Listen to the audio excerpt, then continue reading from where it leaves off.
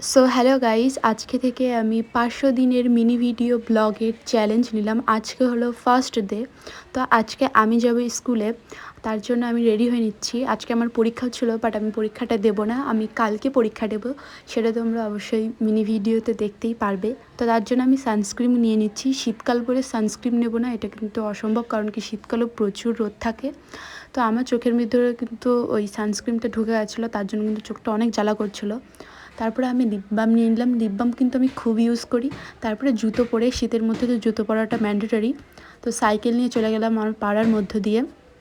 স্কুলে এসে দেখলাম যে বান্ধবীরা এখনও আসেনি। আমি ভেবেছি হয়তো ওরা আগেই চলে এসেছে, কারণ কি আমি 12টার সময় এসেছিলাম, 11:30টায় আসার কথা ছিল। পরে গিয়ে জানতে পারলাম যে ওরা 12টা 20 দিকে এসেছে। তো আমি তাও দাঁড়িয়েছিলাম ওদের জন্য। তারপরে কাজ শেষে কিন্তু আমি এখানে নিয়ে নিচ্ছি কামরাঙা আর পেয়ারা মাখা।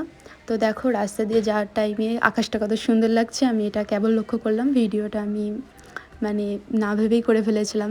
তো রওনার পথে দেখো আমি আমাদের পাড়ার রাস্তা দিয়ে যাচ্ছি। তো চলো বাড়ি যাই।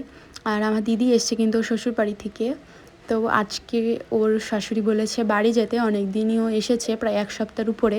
এবার ওর 15 দিনে থাকার কথা ছিল, বাট ওর বাড়িতে মেশো এসেছে বলে ওকে যেতে হবে। তো বাদ দাও, আমি দিদিকে বললাম যে তুই থাক তাও আজকের দিনটা। দিদি বললো ঠিক আছে থাকবে। তারপরে তো আমি দিয়ে দিলাম এখানে কামরাঙা, আর আমি খেয়ে নিচ্ছি ভাত।